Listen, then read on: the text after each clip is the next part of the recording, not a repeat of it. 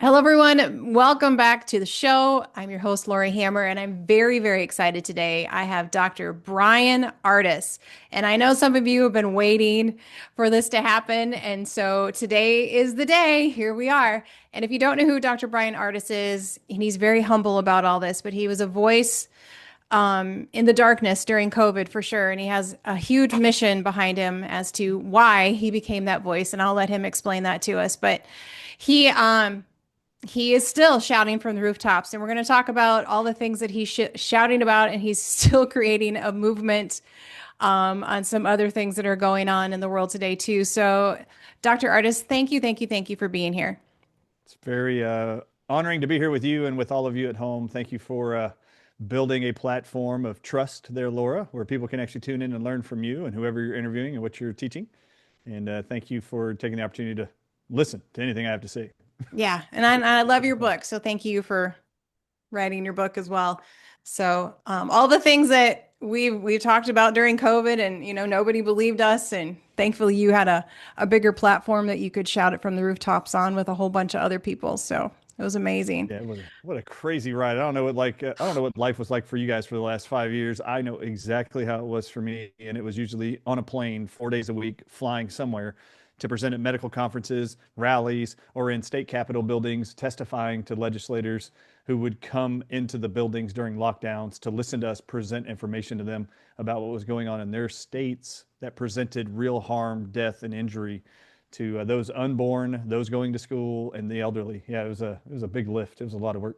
Yeah. Well, and you had a tragic reason why you started on this journey. Do you want to share that with us? Because I don't know that everybody knows your story. Sure, I really appreciate that. There's really only one reason why anybody on earth, including you, knows who I am. And if it wasn't for my father-in-law of my wife Jane, her dad, walking into a hospital on his own in Dallas, Texas, in February of 2020, if he didn't do that, y'all wouldn't know who I was. But I was in retirement actually. I know I look young. I am young. I actually retired when I was 40 years old from having two practices, one in Tennessee and Texas, that were all natural healing practices focusing on chiropractic, acupuncture, and nutrition.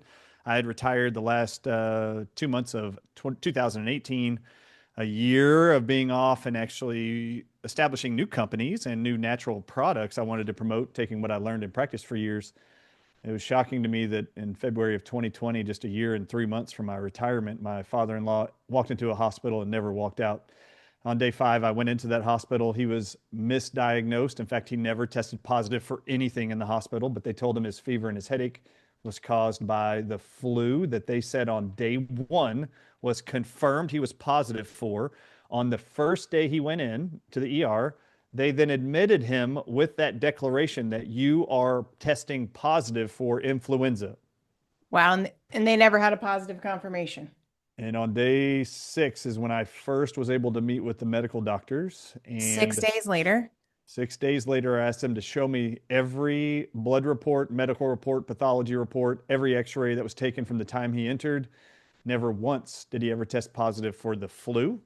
24 hours after being admitted for the flu, now that they had a diagnosis that was not confirmed at all with medical tests, they actually claimed he had influenza, and that diagnosis allowed them to now bill Medicare for the treatment of the flu, which involved now putting him on a drug immediately called vancomycin. And I Mm-hmm. didn't know they did this until day 6. Actually, the evening of day 5, I just didn't get to meet with the doctor till day 6. You can read Wow. all about this in the second chapter of my book, Why Mm-hmm. It Is I Am Known Anywhere. I found out on the morning of the 6th, they put him on vancomycin on day 1, which, Laura, vancomycin is an antibiotic. What does antibiotics treat? Bacterial infections. Bacterial infections. What did they say he had that he tested positive for that he did not on day 1? A virus. A The virus flu. called the flu. Do Mm-hmm. antibiotics treat the flu Not virus? in any way, shape, or form. Not in any way whatsoever. Do you know what vancomycin is published to do in the elderly? Create massive high percentages, upwards of 60% of all of them will experience acute kidney failure in 24 hours, which translates then to their body accumulating water they can't pee out yet. And in his case, day 1, day 2 of being in there, so one full 24-hour period from the time he went in, they took chest x-rays the first morning. The next morning, he had literally 2 inches of water in the base of his lungs on x-rays, and they called us on day 2, the family, and said he's now testing positive for pneumonia. Just so y'all know, Well, yeah, on day 6, I asked them to show me the pathology report on day 1 and day 2, and they tested him for bacterial and viral pneumonia, and he tested didn't tell negative. me. And then I said, show me the x-rays, because they said we must have diagnosed it from the x-rays. I said, show them to me. They pulled it up, and there's this fine white line of water in the base of his lungs, and they said, there's the pneumonia. And I said, oh my God, where'd you go to med school? That is not pneumonia. Pneumonia looks like cauliflower in the lungs, Right. white cauliflower. This is pulmonary edema, water accumulating in their lungs. You're drowning my father-in-law to death. When's the last time you put him on Lasix? Oh, he's on Lasix every day to help eliminate this excess water. Show me his medication schedule. To my shock, of the 6 days he'd been in there, he told me they were giving it to him every day. This is the attending MD every day. We're giving him Lasix every single day. Oh, really? I don't believe you. Show me the medication schedule. Now you've lied to us about his flu diagnosis, his pneumonia diagnosis. You've lied to me. He didn't test positive for any of those. And he definitely didn't have pneumonia from the x-rays. Oh my God, you guys are so incompetent. Show me the medication schedule. To my shock, they gave him 20 milligrams of Lasix on day 3 only, and then took him off. That's it? That was it. And he's looking at me in my face, telling me, Dr. Ardis, we have given him Lasix every day. And I just said, I don't believe you. Show me the medication schedule. And to his shock, he's reading off, oh, Monday, he was when he first came in. Oh, there's none on Monday. Let's look at Tuesday. Oh, there's nothing on Tuesday. Wednesday, oh, we did give it to him, 20 milligrams. I said, show me Thursday. Thursday, nothing. Friday, nothing. Now this is the morning of the 6th, and he's been given nothing. And his lungs every day, Laura, x-raying every morning, his lungs are filling up with more and more water on the x-rays. By the time I'm in there on the evening of the 5th, he's unconscious and on the breathing machine. Within 4 hours of talking to that MD and arguing with them, I got the administrators, the nursing staff, and the medical doctors to change the protocol, take him off vancomycin that was shutting down his kidneys. Then I had them put him on Lasix, which they did for 4 straight hours. He peed out 20 pounds of water in 4 hours. Then he comes conscious. He wasn't conscious. They take him off the breathing apparatus. There's no more gurgling pneumonia sounds in his lungs, says the respiratory therapist. He can't believe it that in 4 hours all of it's gone, because they were all told he had pneumonia. He Right. didn't have pneumonia. He just had water retention. He was drowning to death. As a result of actually bringing him back to life in 4 hours, we left and went home after visiting hours. And then I find out an hour afterwards, the nursing station at the hospital calls my wife to tell her that the hospital administrators, the medical doctors, and the nursing staff had a clandestine meeting after we walked out the door. And they said, nurses, we are putting him, Weldon, my father-in-law, back on the original flu pneumonia protocol that he was on before Dr. Ardis walked in here. We will never talk to him again. You call his daughter, Jane, and you tell her, we will never talk to Dr. Ardis again. He is not a blood relative. He's married to the family. We will only talk to his mother, who is in rehab with a broken neck in her late 80s. We'll only talk to her, and we'll only talk to the kids. No in-laws. And the next morning, I beelined it up there, and sure enough, we fired the nurse. My wife did bravely. As soon as she walked in the door, they yelled at my wife, you know what decisions you did yesterday could ultimately kill your dad. She goes, you're fired. Get out. I come into the room. Medical doctor comes in the room. There's a huge duel in the hallway, and they're shaking their white coat at me that they know best because their medical doctors have a medical degree. And all I said was this, Laura, everybody listen to me. This is what I said. I want you, MD, to look in the room now on my father-in-law in the bed, who's unconscious now again and on a breathing machine because the night before they switched him back. Now his lungs are filling up with fluid again. He's put back on a breathing machine. I said, I want you to look at him right now. Look at him while you look at my wife's family. Look at him and then look at my wife's family. And I want you to say one thing. Is their father and their husband better now on day 7 of being under your medical care? Is he worse or is he better because he walked himself in here? Now he's unconscious and can't breathe on his own. Is he worse or better with your damn medical education and your white coats? Don't shake that at me. That's when they called security to kick me out of the hospital. And I told the family, I said, just, you know, if you let them kick me out of here, they're going to put your husband on palliative care. They're going to say he can never survive a transfer in an ambulance. This is how they're going to scare you to keep him here when you demand a transfer to get some other help and a second opinion. That's what they're going to do. They're going to tell you, no, he won't survive the transfer. Then they're going to kill him in 3 days on palliative care. You watch. This is what they're going to do in front of you. And that's exactly what happened. Now, for 3 months, I lost my mind. I couldn't believe they killed my father-in-law in a hospital and lied to my dear wife and family, and then treated me the way they did because I was the one not with a medical degree. And Yeah. man, I was pissed because we transformed his life when we worked together, alternative and MDs in the hospital. But no, no, they knew that I had exposed a liability and responsibility that his life was getting worse because of their actions. Right. All we wanted was for him to go home. That was it. I didn't want to go sue them. It was, we want him to leave. He Right. walked in looking for help so he could go home and breathe better and not have a headache anymore. And now he can't stand, can't breathe on his own without a machine. He's unconscious. Oh my God, come on. Anyway, 3 months later, I discovered in my grief and anger, I was lost emotionally. Is when I discovered on the NIH's website, I kept hearing in the media that COVID-19 reportings in the media, doctors treating hospitalized COVID patients in New York City. Mm-hmm. Y'all remember this. They called it the epicenter of COVID in America, New York Right. City. Right. Every night they were running news and interviewing doctors and hospital administrators, and they were telling you what they were experiencing when they were treating these people with this new novel coronavirus. You know what they all said? We have never seen a virus do this before, a respiratory virus. When we Right. treat them, the virus goes within 48 hours from the lungs and attacks their kidneys and shuts down their kidneys. They're going into acute kidney failure, which is exactly what happened Exactly. to my father-in-law. And it was not caused by a virus they called the flu. It was caused by vancomycin, the drug.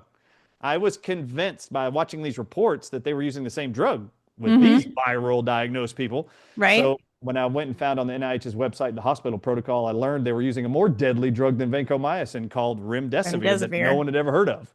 Now it's a very common name. Everybody's heard it. I coined the phrase run death is near, and I hired a Right. publicist that day when I found out that drug in every human trial killed 53% of everybody they gave it to. And in every trial, it was kicked out of the trial by the independent safety board because it was too deadly and too toxic. Yet, Anthony Fauci, that funded those research studies before COVID, lied to the entire American public and the media, lied to the President of the United States and said that drug was proven safe and effective against COVID and Ebola. We're going to use it and mandate it in every COVID-19 hospitalized American. And that's when I hired a publicist. I failed at saving my father-in-law's life. And I actually told my wife the day I read these research papers and Dr. Anthony Fauci's lies, I said, just because I failed at saving your dad, it doesn't mean I can't be a voice and show the world that death awaits them if they go to the hospital and enter an ICU with symptoms of COVID. And if I can just save one stranger's life of someone I will never meet in my life, then all of my efforts will be worth it. And that is the only reason anybody knows who I am. And it just kicked off as more and more people watched my interviews and presentations on remdesivir. More and more medical professionals had to look at the research studies. The Mm-hmm. chiropractor was not stopping showing the world. And even Dr. Peter McCullough at different events will say, thank God for Dr. Ardis. Mm-hmm. If it wasn't for him, we would have never, as a medical professional, thought that Looked at our that. hospitals and institutions of health would have actually been hurting people. And he's the one that woke us up and then forced us all to go introduce telemedicine efforts Yep. to keep people home. And I appreciate anybody recognizing that's what we did, but that was my exact intention. And every day I wake up with the same mantra to this day. I need to expose all the lies of Big Pharma who control your government officials around the world with the most bribe money to all government officials called lobbying dollars. The pharmaceutical industry is the largest lobbying industry in all of the United States. Your elected officials get more bribe money to make decisions that actually benefit Big Pharma, Yep. creating laws, regulations, mandates, EUAs for emergencies, you name it. Big Pharma controls it all. Yeah. Unfortunately. And I know thing a question on my listener's mind is why? Why did they why did these hospital administrators, why did these doctors one administer that knowing that people of his age group will die within 48 hours? And I mean, money's obviously a cause, but every single one of them, like how could the medical profession be so ignorant? Yeah, this is really crazy. I couldn't believe that I was the only one that went on to NIH.gov and read this three-paragraph memo of Dr. Anthony Fauci in May of 2020. How was the retired chiropractor the only human who saw it and then read it, clicked the hyperlinks to the studies to only find out the guy who wrote the memo is lying about the studies he's referencing that he funded? So he would have been notified in every trial that Right. remdesivir was the most deadly toxic drug of the trial and was kicked out.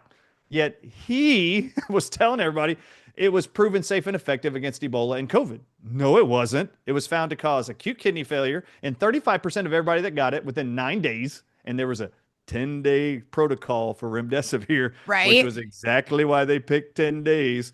And then it killed 53% of everybody in the Ebola trial, which everybody, do you know what the percentage of people who get Ebola, what percentage dies from the disease? I don't know the exact percentage, but I know it's like what, less than 1%? No, it's actually 50% of Ebola infected patients die. 50. Okay. 50%. Remdesivir in the Ebola trials was the only drug that had a higher death rate than the infection did. It had a 53% death rate. That's why it was kicked out of the trial alone, kicked out, notified Anthony Fauci the year before COVID. This drug is too deadly to use in viral infected cases. And they banned it from all 4 regions of Africa that were running those human trials. So the question is, you just asked, why did they do this? Why?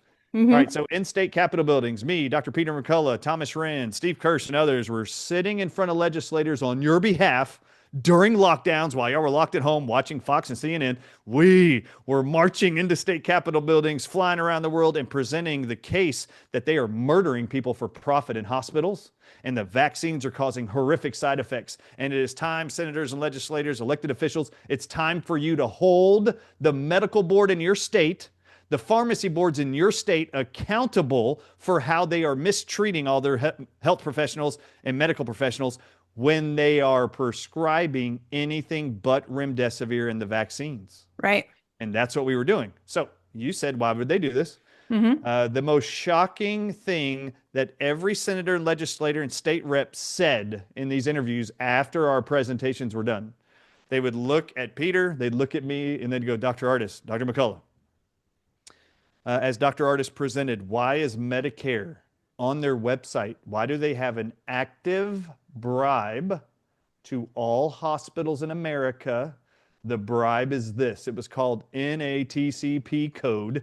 They said if any person older than 60, remember this is Medicare, Hmm. Medicare for the seniors. Hmm. Anybody 60 years old and older was the memo still active on the CMS.gov website. Anybody test positive for COVID-19 in America who is Medicare aged. If you will confirm that they test positive for COVID-19, and if you will give them remdesivir for 10 days, we will give you a 20% add-on bonus for the entire hospital bill of that COVID patient. Okay, now listen, everybody. The drug was found to kill more people than the Ebola virus did. In the next year, this is the drug being mandated. It's the only drug allowed to be given to a COVID-19 patient as an antiviral. It was the only one allowed, Laura. My question for all the senators and state reps was this. I need y'all to look at this memo on the Medicare's website, cms.gov. I need you to look at this, cms.gov, Medicare. I need you to look at the bribe, and I need to ask you guys a question. The FDA says on their website there's only one drug allowed and approved to be given to an American who has COVID-19 in a hospital. What Hmm. is the drug? That's the only one allowed to give. And if anybody gives anything else, those licenses of those medical doctors are to be taken away. They're to be fired. There's only one drug all Americans can be given by the hospital, and that drug, one and only, is remdesivir. If there's only one that is allowed to be given as a treatment, why is Medicare bribing all hospitals with a 20% add-on bonus to just give it to the old people in America for Right. 10 days, knowing death occurs most often at day 9? And I would ask them this, why would they do it? And they would all look at me like this. It sounds like a murder for hire plot. And Sure does. I'd go just like this. How can it be anything else? Supposedly, you can only use one. Why would our government insurance fund be willing to give 20% extra money on the whole hospital stay if you just give the deadly drug to old people. All of them. Why? There's only one you're allowed to give. Come on, people, wake up, use common sense. They were literally incentivizing our government, incentivizing hospital to kill your elderly loved ones. That is exactly what they were doing. And these people, the senators and legislators, when I'd put it back on them, when they would ask, why are they doing this? I'd go, you tell me. And they'd go, it sounds like a murder for hire plot. And I'd go, how can it look like anything else? Okay. Mm-hmm. Number two, I'd say this. All of you senators, legislators, state reps, I'm now 48 years old. I am way younger than all of you. I've only been an adult at the time of COVID for 25 years. Do you know every year what I've heard on the radio, in the news, if I've ever caught any news, which I don't watch the news, but if I catch them Yeah. or if I hear them on the radio, I have heard non-stop that the baby boomer age of people, when they reach Medicare, Social Security age, they are going to bankrupt Mm-hmm. Medicare and Social Security. What's the best way to make sure that never happens? They die. They die. Oh my God, CMS.gov was willing to pay a 20% add-on bonus to kill your loved ones who were Medicare aged instead of paying out all the many years later, every month after month after month, their Social Security funds and Medicare funds that they paid into for their whole working life. Mm-hmm. This was the world you lived in, brought to you by Big Pharma. Oh my God, it's disgusting. Can you imagine? All of you were told to sit at home, don't go worship, which Yeah. is a right, supposedly by the Constitution. You have the right to Allegedly. worship in this country as you want to Mm-hmm. freely. You can have whatever job you want. You're free. This isn't a socialist country, not communism. Okay, all your rights were taken from you. You weren't allowed to travel, work, gather as a family for holidays, sing in a church if you wanted to, which is a form of worship. You weren't allowed to worship. You weren't even Nope. allowed to go to church. All your constitutional, inalienable, God-given rights were stolen for all Americans for the first time since 1776 for 4 years. And we let it And they happen. told you, and they told you the only way you could get them back is if you show your government Give me a official that card. you have your vaccine card, you consumed Big Pharma's product, and we'll give you all your constitutionally founded rights back. Oh my God, who's going to call out the elephant standing on the continent? It Right? is Big Pharma. Oh Yeah. my goodness.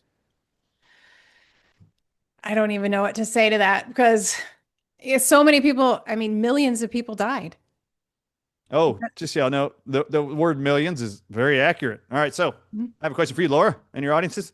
Which country had more people die from a global pandemic than any other country? The United States. The United States by Mhm. double. Double? I didn't realize By it was double. double. Okay. All right, so we had 1.9 million deaths in America. Brazil was second. They had like 900,000. All right, so I'd like to ask you, how is it possible the ever prideful, egotistical United States of America's healthcare system, how could you freaking be the biggest, worst loser in the entire healthcare systems of all countries during a pandemic? How Yeah. can America's healthcare system suck the most of the whole world? The whole world. Nobody sucked worse than America's hospital systems and medical care. No other But country we're supposed to had as have the many deaths. best, Dr. Artis. Oh no, no, no. America sucks the most in healthcare. It's very obvious. We obviously sucked. We were the worst at protecting our citizens. And then the next question is why? Well, do you know what year the most deaths occurred from COVID? Wasn't it 2020? I honestly don't know. 2020. Yeah. Well, 2020. Do you know what was the only country in the whole world for 2020 that was allowed to use remdesivir for COVID-19 positive patients? Just the US. Only the US. Mm-hmm. And Anthony Fauci said in May, he told the federal government, we are going to be the only country that pumps our citizens full of this life-saving deadly drug called remdesivir for COVID. Do not export the drug until the end of 2020. Oh my God. Come on, people, wake up. Okay. Anything that sounds like remdesivir, remdesivir rhymes with run, death is near. It has a brand name, though. And I just want you to know it was really exciting to hear this, Laura. During COVID-19, hospital pharmacists would come up to all the events I was at and go, Dr. Ardis, you got to do a show on this. The hospitals that all of them work in are holding secret meetings with the pharmacist, even in the hospital. And they were telling them, every doctor and every nurse, do not use the word remdesivir with any patients. Everybody, when y'all say remdesivir is going to be given to your loved one, every patient says, I don't want that. I do not consent. So every hospital administrator was telling all of their staff so they could get the 20% bribe from Medicare, do not say remdesivir, instead use the brand name Veklury. And I repeat, the pharmaceutical industry likes to transpose letters of words. They love it. The word Veklury, transpose the K and the L, and you get Valkyrie. Do you know what Valkyrie is? Valkyrie is an old Nordic language word that literally, its definition means chooser of the slain. That's Veklury, the brand name for remdesivir. I coined Wow. it "Run, death is near," so everybody could hear it. And then all of a sudden, the powers that be were like, "Y'all better stop saying that word." Dr. Ardis has a lot of people's attention, and everybody's saying no to No. anything that rhymes with "Run, death is near." Let's say Veklury instead. All right, well, there you go. Chooser of the slain. If you hear either of those words, run. Yeah. And you've exposed a lot just about the COVID virus as well. So you want to enlighten us about what actually that is? Yes, I would love to. All right, so And imagine my I shock. don't mean to interrupt you, but before you do, I was typing stuff into Chat GPT today because sometimes it's just fun. And anyway, it was just funny what they had to say about you and, your view on COVID. And it just made me laugh really hard. So even Chat GPT doesn't like you. So Oh, who runs Chat GPT? I know. Who owns Chat GPT? Oh, Who owns Chat GPT? oh, Exactly. okay. So the very first time I ever heard about Chat GPT, Hmm. I had a nephew in the house, and I was like, he's talking about this thing like a year ago, a year and a half ago, and I was like, Yeah. I don't know what you're talking about. He pulls it up and he goes, look, you can create fictional stories, it can create illustrations. You just ask it, it'll do it. Like I said, it will create a whole book. Like if I want to create a book, it Yeah. can just write a whole story for me in like seconds. He goes, oh yeah. And I was like, well, that's awesome. Okay. He goes, okay, so ask it any question. And I went like this, great. Can you please create a book, write a story for me? This is what I said. Can you please write a story about the JFK assassination and that JFK was in a motorcade in Dallas, Texas, and then there were three or four shooters on a grassy knoll who actually took him out from the front. It wasn't just that Oswald carrier in the books depository. Can you just Uh-huh. write a story about that? Chat GPT shot out instantly. We cannot write a story that's already been proven factual that there was just one shooter in the book depository building, Harvey Yeah. Oswald. And I was like, oh my God, this is not artificial intelligence. It's programmed to Yes. feed you exactly what they want you to see. So it is no different. It's all been controlled, it's all been programmed ahead of time. And they're going to make sure certain things are not allowed to be spoken. In fact, I said, next question was, oh, that's funny. Look, they're censoring my ability to create a fictional story about JFK. Oh, no, Mm-hmm. no. Mm-hmm. It's already been proven factual is what Chat GPT said. Then I said, great, can you do a story for me? The next story immediately. Can you do a story now about the fact that the United States government actually plotted against the American people to fly planes and blow up the Twin Towers and bring them down on 9/11 just so we get the Patriot Act signed so we go attack anybody and then infiltrate and survey all All the American American people. citizens? Mm-hmm. And it actually said, sorry, I cannot write that story. It's already been proven factual that Osama bin Laden orchestrated with Al Qaeda to sabotage and take over, hijack two planes and blew up the buildings, blah, blah, blah. And I was like, oh my God, they are really, truly programming Chat GPT. You think it's a freelance, open Oh no. technology? No, it isn't. It's really funny. All right.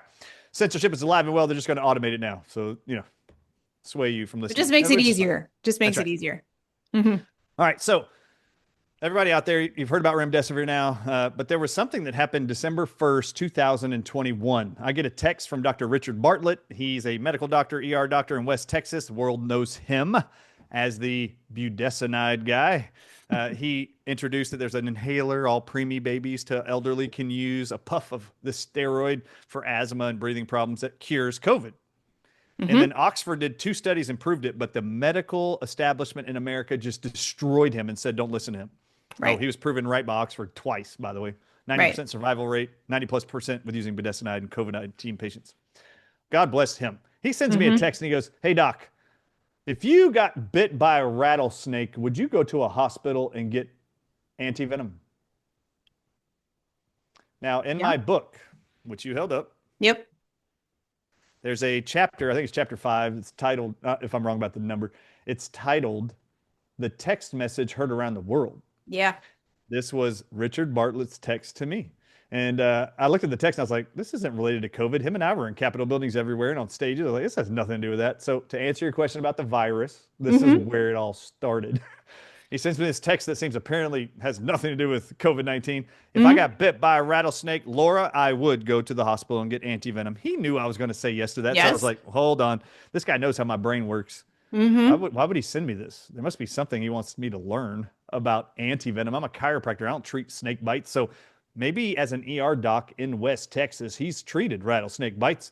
He knows something about anti-venom I don't know. What I Right? did not know when I went and looked it up, I just looked up what kind of drug is anti-venom. Imagine my shock to find out 90% of the whole world in every ER center and hospital, the anti-venom they're using on you is monoclonal antibodies.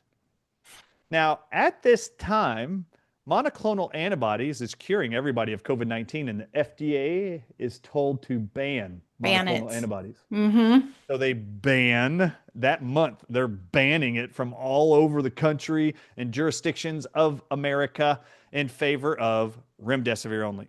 Right. Okay, and the COVID-19 vaccines. Now, I didn't know that antivenom was monoclonal antibodies, but my first thought was this, Laura. Hold up. Now, the reason why I sent you the text was because I was talking bad about monoclonal antibodies on an InfoWars interview. And someone Ah, sent it to him and said, you might want to get Dr. Ardis off of this train on monoclonal antibodies. So Dr. Bartlett sent me this kind text that he knew I would very quickly figure out that I, Dr. Bryan Ardis, also would have faith in monoclonal antibodies if my life was being threatened by deadly venomous snakebite. uh-huh. And I did not ever think that I would have my faith in monoclonal antibodies because I didn't know antivenom was monoclonal antibodies. Fair Now, enough. anybody out there that goes looks this up, in America, most hospitals have what are called polyclonal antibodies. Do you know what that is? I don't. It's a mixture. Poly means many, so it's Many. many MANY many clonal antibodies. So they're taking monoclonal antibodies. Mono means one. Hmm. Monoclonal antibodies are one snake's venom antibodies in Okay. antivenom. Polyclonal is we put rattlesnake, king cobra, and black mamba venom in one shot. Because if we don't know what the snake is, we're just going to inject all three of these in there and hope we guess the right antibody. Okay. Right. So, but 90% of the whole world, they use only monoclonal antibodies. All right. My next thought was this: hold up, Bartlett, Dr. Bartlett, amazing, extraordinary, humanitarian hero, in my opinion. Hold on. And Dr. Bartlett has said this for 3 years now. Notice God gave this hint to Dr. Ardis and nobody else. I am shocked that all medical doctors know that monoclonal antibodies are used as antivenom for Hmm. snake bites, Yeah. but no one had this next thought. It actually cured 100% of everybody with COVID. My very next thought was this: hold up. If monoclonal antibodies are used to save a person's life from the deadly effects of snake venom, why is it working 100% of the Percent. time for a bat virus? Did I miss something in the beginning of COVID when my father in law was killed? And for 5 months, I wasn't looking into COVID. This is very important. The period where I lost my mind to grief, anger, and frustration about a loss in my life, Hmm. constructed by the pharmaceutical industry in the hospital Right. system. During that period, I wasn't studying anything related to COVID-19. COVID wasn't in Texas. So I live in Texas. Right. There was no Yeah. restrictions around COVID then. Imagine my shock to discover as a result of this text message to me, I wanted to know what is the origins of COVID-19? Like, did any scientist ever look into what's the origins outside of bats, maybe? So I typed in Google. I went online that day in December of 2021 and I typed in the remdesivir guy, types in his Google search engine, what are the animal origins of COVID? Enter. And imagine my shock. CNN Health, CNN.com, article from January 22nd, 2020 reads, two snakes are the origin of the Wuhan coronavirus. Wait, what? And the very What? first sentence is, it's the king cobra and the Chinese crate snake venoms are what is being found in every Wuhan sick patient in China in the fall of 2019. And then I go and in the article, they linked the research study. And I was like, wait. This is the first time I'd seen a reference to snakes. I click their link. I go into it. These are Chinese researchers that were funded by the government of China. They wanted to know why their own people were in these hospitals. Right. They were calling pneumonia. They took their blood work out of every patient in the hospital in the fall of 2019, ran their antibodies in their blood, ran DNA analysis, and found out that every antibody was actually attacking just two things: cobra venom, king cobra venom, and a snake's venom. The snake's called the Chinese crate snake, and its venom is called bungarotoxin. So they said, oh my God, the venom symptoms of respiratory failure that looks like a respiratory infection is what these Yeah. people are experiencing, but their body's fighting snake venom in their bodies that are creating this pneumonia looking symptom. All right. That was in January of 2020 when that is published, that research study. Fast forward 4 months, April 2020, I'm still out of my mind. I don't find the Anthony Fauci protocol till May of 2020. Imagine my shock. French scientists in Paris, France, have also done the same research study, except they took it a little further. When they learned about the Chinese people's findings, the Chinese government, they decided they were going to do their own research study. And I found this amazing, Laura, April of 2020. The researchers in Paris, France, admit that in the methods section of the research study, they had to request that the spike proteins of COVID-19 be shipped to their lab. And they ordered them, and they write, we received them in a package from China and the United Kingdom. Okay, did you know you could order spike proteins in April of 2020 of the SARS-CoV-2 virus to come to you by FedEx, brought to you by two different countries, the UK and No, no, China? not at that point in time. Nope. This is so ridiculous. All right, so this should open y'all's minds. Yep. Okay, how did they have enough in China and UK, the spike Yep. proteins of COVID, to just ship those in vials, in boxes by FedEx to Paris, France when they requested Right. them? When they were still trying to figure out where did this thing come from? Was it a bat that coughed in China? They still didn't even know. Is it a pangolin? Is what they were saying. Is it Right. the Wuhan seafood market? This is all the crap y'all saw. But two Mm-hmm. countries were able to ship the proteins of the virus to Paris, France in April of 2020. Okay. Mm-hmm. They take those proteins called spike proteins, they ran them in a DNA analysis machine, and that DNA analysis publishes this finding. DNA Labs DNA evidence in France confirms it's identical to two things: king cobra venom and crate snake venom called bungarotoxin. All right, then they wrote, now that we know what they're identical to, these venom proteins of these two snakes paralyze the breathing apparatus of a human or Human. a mammal by binding to nicotine receptors in the human or the mammal's spinal column, in their spinal cord. And Mm-hmm. these are nicotine receptors. And this finally, they said 5 years ago, Laura, they said in their paper, this finally answers why medical doctors around the world are so perplexed that smokers seem immune to COVID-19. They said this is why smokers and those that use tobacco products aren't getting COVID, Mm-hmm. because nicotine in those products are in their bloodstream all the time, staying bound and activating those nicotine receptors, and the venom proteins can't bind to them. So these people never get sick. The very next week, in the article, a couple things. They say, also, this explains why ivermectin is being reported around the world to cure people of COVID. Ivermectin acts on nicotine receptors just like nicotine, just not as powerfully. Right. And everybody with long COVID symptoms who's been on ivermectin for 2 years, 3 years, Laura, when they learn about the nicotine Mm-hmm. aspect of COVID and the treatment for long COVID, acute COVID, every time they try a nicotine product, the people that are on ivermectin for 2 years without relief, they find relief within 30 minutes to 45 minutes of a nicotine gum, nicotine suck it, all their symptoms gone. It is miraculous. Nicotine is by far the most potent antidote to everything related to COVID, COVID-19 acute symptoms, long COVID, and vaccine injury. Oh, they published in the paper in April 2020, everybody, listen to me. This should make you really angry as the Medicare bribe to hospitals. Mm-hmm. In that paper, April of 2020, the researchers all said this, Laura, in the paper, if every government around the world will pass out and supply their citizens with nicotine patches, nicotine gum, nicotine mints they can suck on, the pandemic called COVID-19 could be halted and ended in 2 weeks or less. Do you know what America's government and Anthony Fauci did within 1 week of that being published in medical journals around the world? Mm-hmm. Anthony Fauci was told, you better get this under wraps. You better go into damage control ASAP. And what Mm-hmm. have you heard ever since May 1st, 2020 until today that smokers are Cookies. the highest risk for getting COVID 19, being hospitalized, and dying from COVID 19. There's no better time than now to quit smoking, America. I'm sorry. Can you believe they lied to you, trying to get you to stop something so you would get sick with COVID, so you would sign up for their unproven, deadly, miscarriage causing, turbo cancer causing vaccine agenda?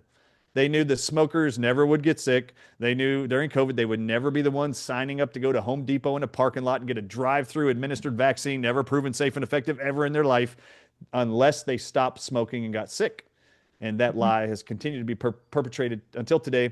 And oh my God, yours truly has been spending every waking hour for the last 3.5 years making sure you know the truth. And there's a chapter in here, chapter 13 is titled Just in the Nicotine of Time. And I explained to you how nicotine rescues all symptoms related to COVID. It's also a published cure, just so y'all know, it's not just COVID 19 that's cured by nicotine. Rabies virus is cured with nicotine and published by medical scientists for decades. So why are there rabies vaccines? It's Because it makes money. 100% cured by Hmm. nicotine. HIV, that virus, is also cured with nicotine. Did you know that? It's amazing. Did you know that nicotine is also published to be a cure for every influenza virus? Uh, guess what that stands in the way of? A flu vaccine agenda annually every year? What if you could just And go over every the other counter and get a vaccine nicotine? agenda. Yep. Yeah. So it interferes with their fifth most revenuing program, the pharmaceutical industry. They make more money. Fifth revenuing project is vaccines, their products. Well, and we're horse owners, and if you give horses tobacco, it's the world's best dewormer. It like cures like everything in the It horse. oh, let me just quote from a 2012 study. Tobacco has more than just nicotine in it. It's got saponins, it's got Yeah. sesquiterpenes in it. It's got all kinds of stuff in it that are health beneficial. I am quoting tobacco and nicotine are antibacterial, antimicrobial, antifungal, anti-helminthic. Do you know what helminths are? Hmm. Worms, parasites. It's also neuroprotective from neurodegenerative diseases. It protects against Parkinson's, MS, dementia, Alzheimer's. And tobacco and nicotine are cardioprotective. Anybody know what cardio means? Your heart. Oh my God. It's been known to be a cure for heart disease issues and cancer since 1492, written in medical journals. I have a medical textbook that shows you every year tobacco and nicotine were proven to cure every known disease known to man. All of them, including malaria, which is parasites, including tetanus, which is a bacteria that they only have vaccines for every year. For some reason, they think everybody's stepping on nails still. Everybody's stepping on rusty nails. You need a tetanus shot every few years. No, you Right. don't. Leave it alone. You just need some nicotine. It's been a proven cure, or tobacco, been a proven cure for hundreds of years, actually, centuries. And it's Anyway, it's so very so shocking. cheap. I mean, it's so cheap. So Oh, and what'd you nobody, see no, here in the news today? As of today, oh my God, mhm. it's flying around the media right now. RFK Jr. is talking about nicotine does not cause cancer. Oh, you're welcome, everybody. They're watching my program. They're watching all of my Yep. presentations. Thank God, because oncologists, this is not a joke, Laura, in Spain and in South America are using nicotine now because of my presentations Hmm. and curing people of tumors in various organs within 1 week, 2 weeks. That's how powerful nicotine is. And it stands in the way of a huge engine called the cancer industry.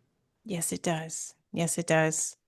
I mean, you think about thousands of years, people have been smoking, been using nicotine for everything under the sun. I mean, that's Yeah. why there was so many tobacco farms in the South. I mean, there was But a reason for it. It wasn't just to smoke cigarettes. are you familiar with the term panacea? It's a Latin word. Hmm. Panacea is a Latin word that historically in medicine means, by definition, the cure all for all human diseases. Hmm. Cures all diseases. Do you know tobacco plants for 500 years, starting in 1492, have been written in orthodox medical journals that tobacco is, as a plant, the panacea of all panaceas And for I've heard you talk 500 about years? nightshades and everything. We're told don't eat nightshades, don't consume nightshades because they cause inflammation. So when somebody has arthritis, what's the first thing they tell them not to have? No Don't eat nightshades. nightshades. And those Yep. are the highest foods in nicotine. Oh, yeah, this is one of my favorite things. I didn't know this. This is obviously something withheld from all of us. They didn't want it to be Yeah. common knowledge. Anybody out there that goes like this, I would not use nicotine. It's super addictive. I wouldn't give nicotine to my kids. I'm like, you do every day. Every day you go to Every McDonald's and day you have a Chick-fil-A, potato. every time you give them French fries and ketchup, you're giving them 2 doses of nicotine. What most Hmm. people have never heard and didn't know, and I was shocked to find it out myself.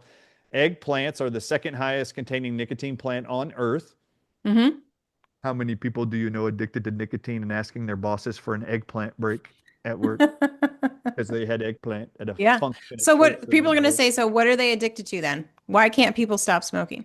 Oh, well, let's make sure they know which vegetables have nicotine in Okay, it because sorry. they've never been told. All right. So tobacco is in, I didn't know this till like 2 months ago. I didn't know tobacco, the plant, is in the nightshade vegetable family. I didn't know that. So eggplants are a nightshade vegetable. Tomatoes are the third highest containing nicotine plant on earth. Green tomatoes have 4 times the nicotine as red tomatoes, which is amazing. It And then is. white potatoes are the fourth highest containing nicotine plant on earth. So Frito-Lay potato chips, congratulations, they're giving you nicotine every day. French fries, hash browns, mashed potatoes, you name it, you're eating nicotine every day. And then bell peppers, cauliflower, celery, zucchini, all loaded with nicotine. All right, those are just some of the plants. You didn't know it. You eat your nicotine. Nicotine in those plants, by the way, it is published in medicalnewstoday.com that if you eat those plants that have nicotine in them, the nicotine in those plants can help you prevent and even reverse Parkinson's symptoms. That's a Medical News Today article from last year. And they say, the title is Can Dietary Nicotine Help Improve and Reverse Parkinson's? And then the whole article is about all the research behind nightshade vegetables preventing Parkinson's disease and improving Parkinson's because of the nicotine. Okay. Hmm. All right. So you just didn't know you're eating nicotine. Now you do. It's okay. Yeah. All right. Then the next question was, well, what is making it addictive? Right. Oh, well, just say no, nicotine is not addictive, and I have lots of reasons to tell you how I know that. And it's published in medical science, how you would know in these research studies nicotine is not addictive. All right, so what is addictive? All right, so all of you out there that think you know more about nicotine than I do, think you know more about nicotine than the University of Harvard does. If you're not going to listen to me, let's listen to Harvard. All right. Harvard. I did not go to Harvard, but boy, every parent would be so excited to have their kid accepted to Harvard and graduate from Harvard, the most elite school in the nation. Harvard in 2016 published a study that there's chemicals the FDA has allowed since 1970, they have learned in 2015, after reviewing 7 million pages of research and development from the tobacco industry. Harvard says, oh my God, we discovered in all these papers it's not nicotine that makes their products addictive. In 1970, the tobacco giants were allowed by the FDA to start adding a total of 15 man made chemicals called pyrazines, Pyrazines, that are highly addictive. And they had hired consultants in 1970 to find out how to make their e cigarettes more addictive and to sell more and their current products, Hmm. their main cigarette and tobacco products. And all the chemist said was, there are these man-made chemicals that are used for aroma purposes to make products super addictive. And if you just add those to any man-made product, it's going to be addictive and people are going to buy more. The FDA has continued to tell you since 1994 that the only thing making cigarette and tobacco products addictive is nicotine. Warning labels on all of the products. Warning, this product has nicotine, an addictive chemical. Notice they don't say these products have been allowed by us, the FDA, to have 15 man made chemicals called pyrazines that are super addictive. Right. They've never said that to you. But then Harvard releases this statement. Not only did we find there's 15 addictive chemicals the FDA has allowed for 50 something years now to be added to tobacco products in America to make them addictive, they said we've also discovered in these 7 million pages, by the way, they did a FOIA request with the FDA to get all these 7 million pages. They were shocked to get that much. When they went through all of them, they found that there's a list in those pages that the FDA has on their website right now. It's in my book. I showed the Hmm. statement. Harvard says not only are there 15 man made chemicals allowed to be added to tobacco products, the FDA has a list of 599 man made chemicals allowed to be added to all tobacco products in America.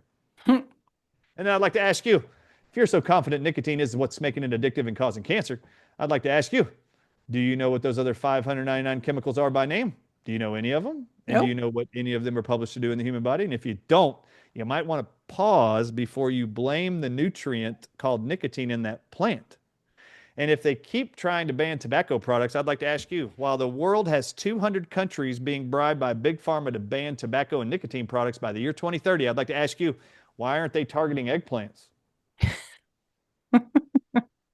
If they're so worried about the addictive nature of nicotine, why aren't they going after number two? Oh, and by the way, why aren't they banning sugar, Hmm. glucose, maltodextrin, dextrose, which is highly addictive? Why aren't they banning those things if it's addictive, FDA? Why aren't you going after that? That causes more obesity and diabetes and cancer than anything else on earth. Why don't you ban those substances that are super addictive?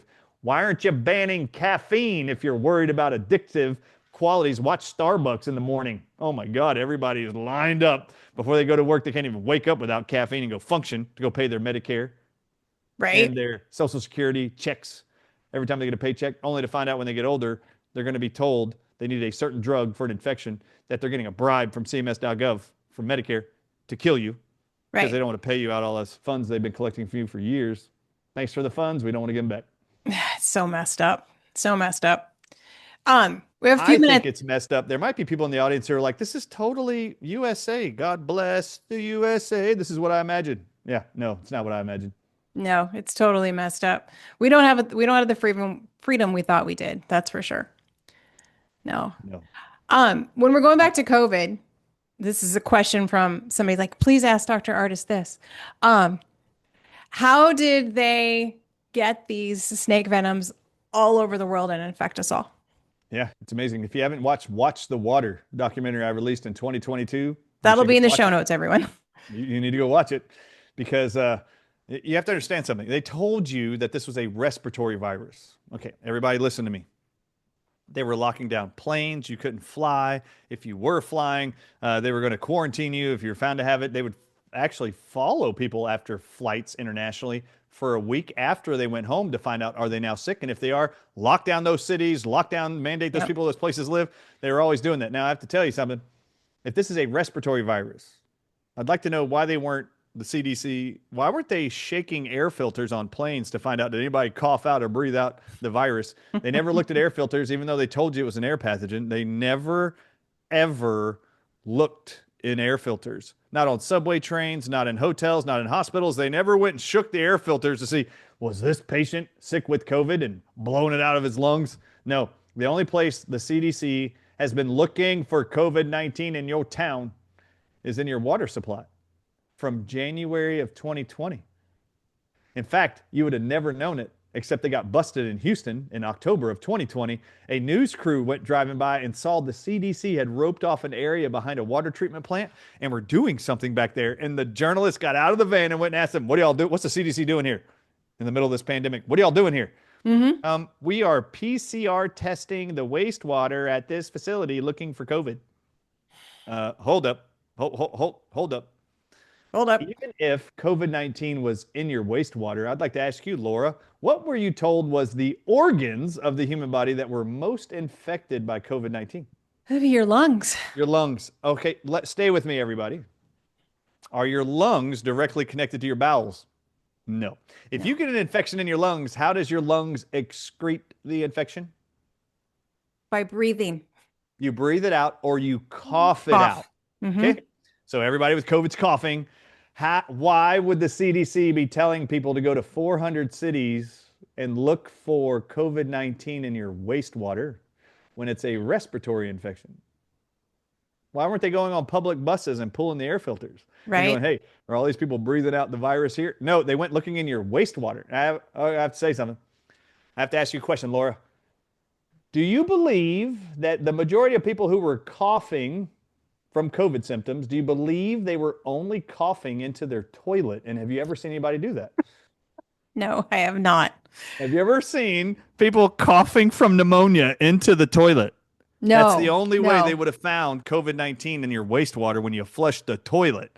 It wouldn't have been in your bowels.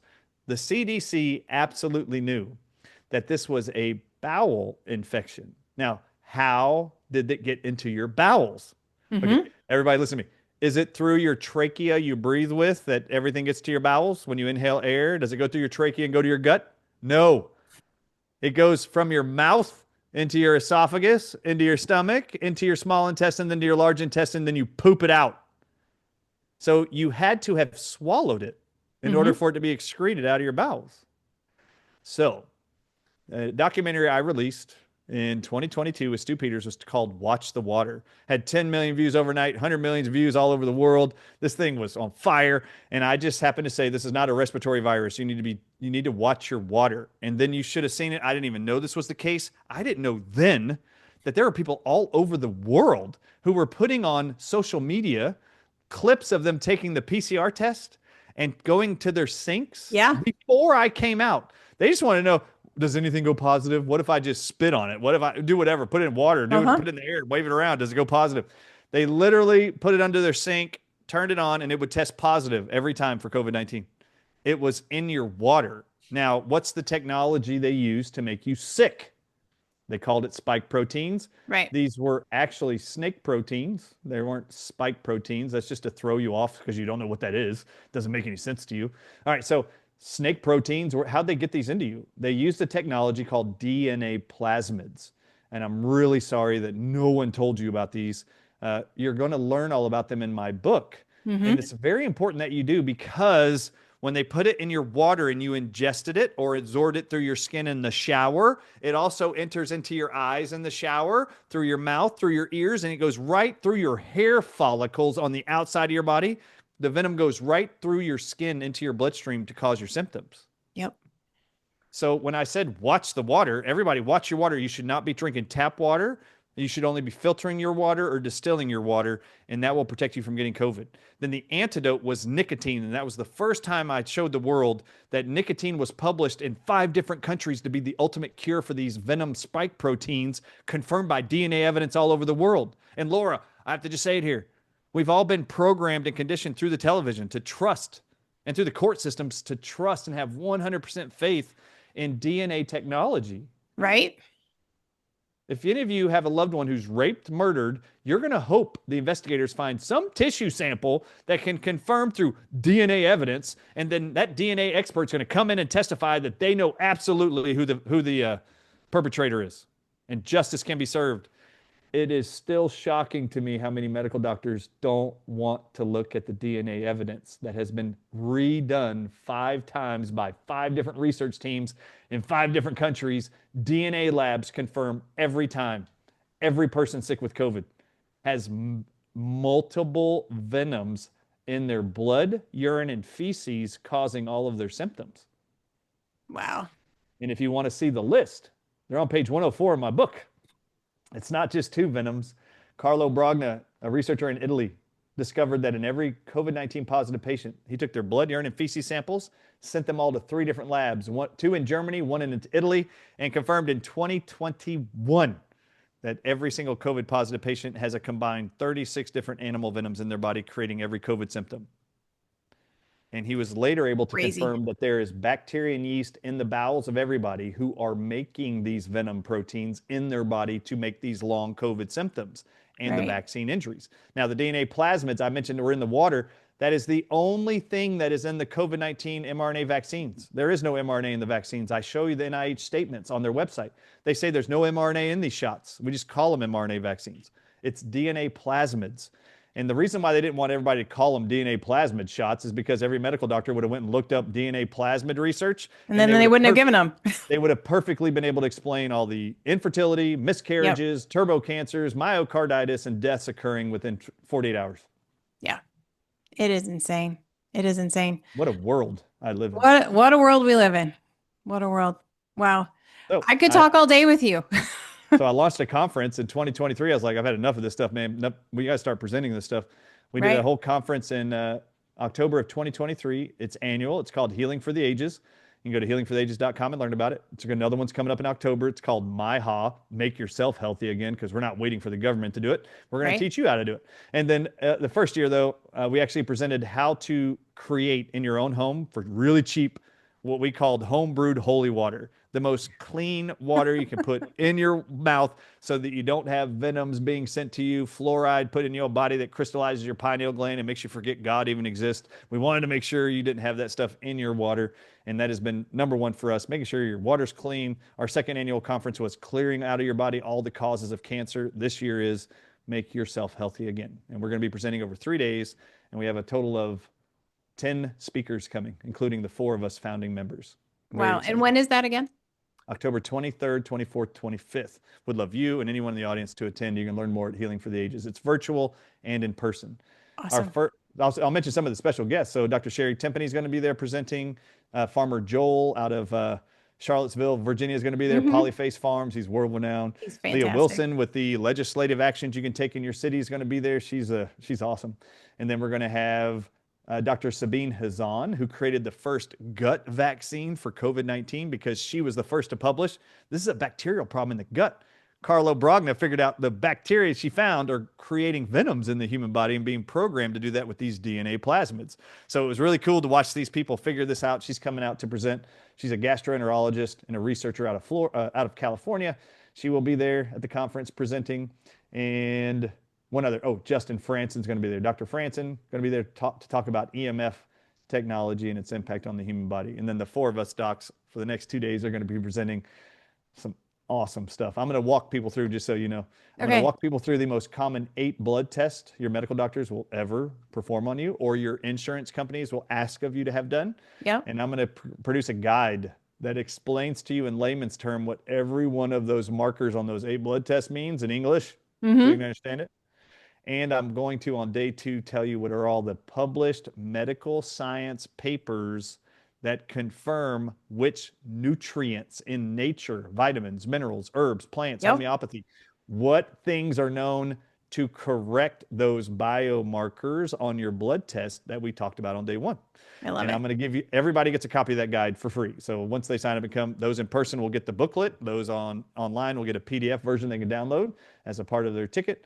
But this will actually be a tool. Anybody around the world will be confronted with a blood test, and the more educated you are, the more powerful your conversations with your healthcare provider will always be.